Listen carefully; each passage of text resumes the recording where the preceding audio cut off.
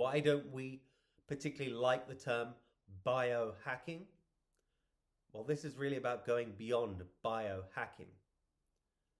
Perhaps biohacking is not the best approach to longevity. What if there's something better that we can learn from biohacking beneath what is the essence of what it's about? Well, thriving, longevity. The issue with biohacking is that it implies that there is something to hack, and we get preoccupied with out of context science. And there's a lot of out of context science. There's authors that have been published in the last couple of years that have sold millions of copies. Great. There's many books that have sold millions of copies in the last few years that are popular, that are full of flawed premises and assumptions. But they've become popular. They're funded by certain organizations that like putting ideas that bolster their paradigm and their agendas of their paradigm out there, that are quite frankly disempowering and make us asleep to remembering the true magnificence of life and who we truly are and why we are here. So I'm not going to name any names, but just because something's popular doesn't mean it really is beneficial and has your best interests at heart. So be discerning. Of course, we can learn something from all this half science being put out there, all this skewed science, bought and paid for science. It'd be nice if the people putting these things out there would have their sponsors' names on their jackets like race car drivers, but that day will come. Okay. So it's very easy to get distracted and to take ourselves on many segues and dead ends. So let's get to the heart and the source and the cause of things. So the term biohacking is a relatively modern term in the world that's obviously emerged as a synthesis between bio, which of course means life or biology, and hacking in the sense of manipulating or modifying something, often in an innovative and unconventional way. Well, are we meant to hack life? Is that what we should be hacking at?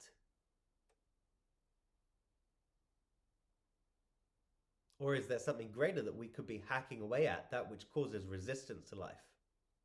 You know, it's a cool idea that we've all grown up with, hacking the matrix or hacking the system. Yeah, let's hack away at things that are artificial, that cause resistance, that are fake. Hack away, let go, remove, purify, cleanse, purge. All that is false, all that causes pain and suffering unnecessarily, or causes attachment and addiction to pain and suffering, causes us to dwell there.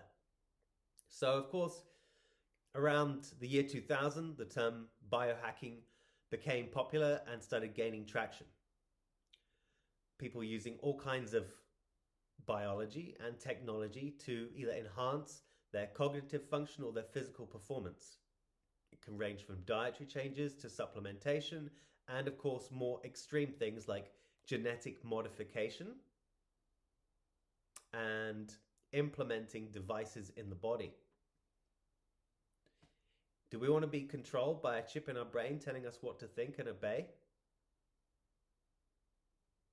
Do we want to be messing with the divine design of our genetics, or does it serve ourselves and all of life much better to get in alignment with supporting those genetics thriving? And of course, genetics thrive according to the environment they're in, which is why we have the emerging science of epigenetics, that our genes are activated by the environment we put them in. As I think Bruce Lipton says, genes load the gun. Epigenetics pull the trigger. Something along those lines. So, of course, what are some of the things influencing this trend in biohacking? Well, one of the movements that influenced it is called transhumanism. If you don't know what that is, I suggest looking it up. Do we really want to be transhumanist? Do we really want to move away from our divine humanity and put technology on a pedestal above us, making ourselves small, demeaning who we truly are, and allowing some kind of robot, cyborg, hive mind thing to possess us and to weaken us, for us to rely upon it and become even weaker, because that's the direction that transhumanism takes us in. Do we really want to be a brain in a bottle connected to the internet? Or could you actually be connected to the field of infinite intelligence through having an open heart, an open mind, and an open body that is free of the resistance that causes disconnection? Yes, biohacking encompasses a wide range of practices, many of which can appear to improve health and well-being. It's good to be discerning and not just pick up something because it's labeled biohacking. Of course, we can optimize our diet. We can align our diet with our species-specific diet. What is a human being and a human being's body really designed to thrive on eating? Of course, we could eat anything. Mr. Mange Tout in the 80s and 90s ate television sets, plane carriages, airplanes, cars, shopping trolleys, bicycles.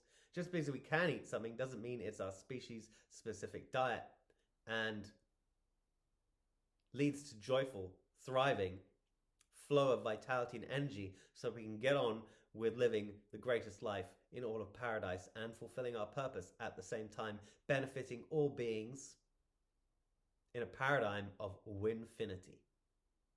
What is greater than biohacking? How about paradise alignment? Can we align with the paradise in our hearts? Can we align with the paradise in our minds? Can we align with the paradise in each and every cell of our body by aligning ourselves, by resonating ourselves with the true cause, with the true source and the true essence of who we are? The harmony of paradise, the harmony of nature, harmonious thinking, harmonious breathing, harmonious feeling, harmonious action.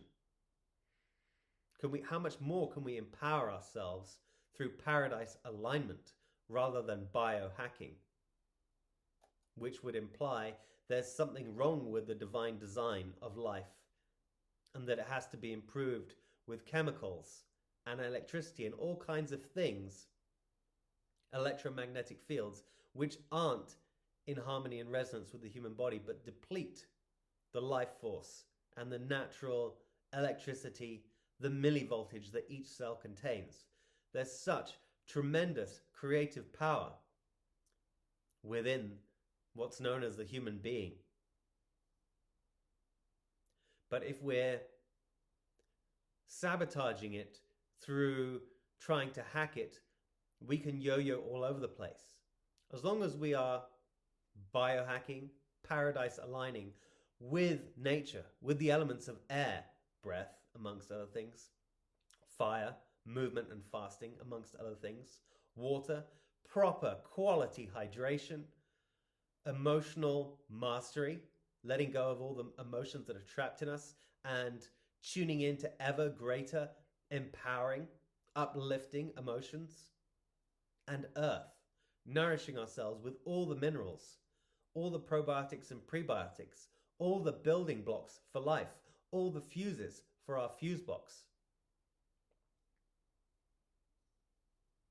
so that we feel switched on, turned on, tuned in. Oh yeah, feeling juicy and alive, because we have moved beyond making lifestyle choices that deplete us, that clog us up and make us feel resistance, thoughts that make us feel resistance, thoughts that feel out of harmony with the genius of infinite intelligence, feelings that feel all forms of disconnection from feeling oneness with the Creator and creation, rather than all those beautiful emotions that help us feel connected, connected inside. The more connected we feel inside, the more we perpetuate connected communication and relationships with our loved ones and all of life on the outside. So, it's up to us. Are we ready to transcend biohacking and move into paradise alignment? Of course, that might seem totally fanciful and unrealistic and naive to a bunch of people. I completely understand that. I grew up in the same world and the same paradigm as you. We've all been told that paradise is like delusional or fantastical or fairy tale or superstitious. But we all have beautiful dreams inside our hearts. We all have beautiful visions in our minds, even if they may be occluded by all kinds of nasties, all kinds of pathogenic entities that have possessed our minds and given us dark, heavy thoughts and the dark, heavy emotions that go with them, and a body that feels like it's in pain and suffering correspondingly and consequentially. But what if there is the possibility of a reality and a paradigm of paradise that makes our heart sing, that makes the soul, the spirit, the being, the essence come alive? What if rather than all these apocalyptic, dystopian, nightmare vision paradigms being broadcast by questionable, manipulated, non-humanity serving media sources, books, thoughts, ideas, websites, articles? Like, if something resonates with heaviness, do we want to take that on? If something resonates with empowerment, upliftment, lightness, clarity, vitality, purity, prosperity for ourselves and all beings, isn't that a wiser choice? And wouldn't it be fair to call that paradise, because it pretty much meets the definition? Paradise is something that we can study. It's something we can meditate on. It's something that we can contemplate. It's something we can research in all different realms. What does paradise thinking look like? What does the mind of paradise? What does paradise genius look like? What does paradise appreciation, gratitude, thankfulness, and love look like? What do paradise words sound like? What do paradise emotions feel like? What does paradise language and communication sound like?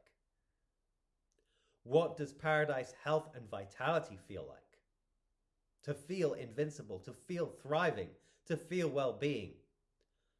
What does paradise abundance look like? What does paradise health is wealth taste like, smell like? What does a paradise lifestyle look like? What does a paradise day look like? What does paradise breathing look like? What does paradise movement look like? Who would like more joy, bliss, and ecstasy in their lives? Well, it's possible. Who would like to free themselves of pain and suffering? Well, it's possible.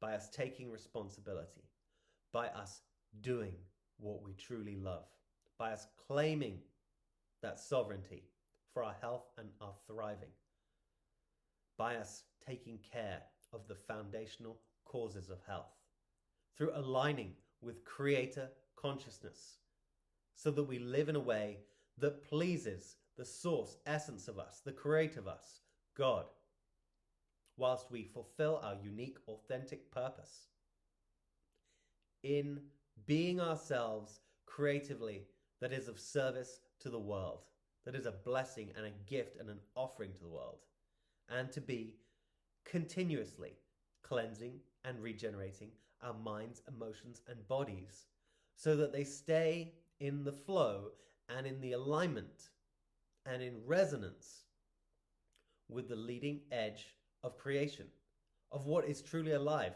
of the present moment.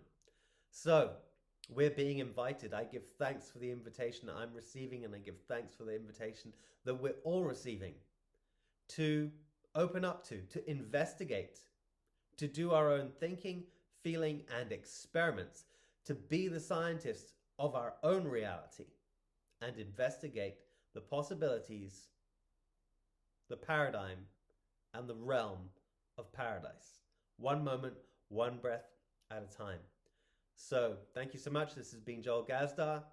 Please like, comment, share, ask questions of this video. Subscribe to the School of Paradise channels.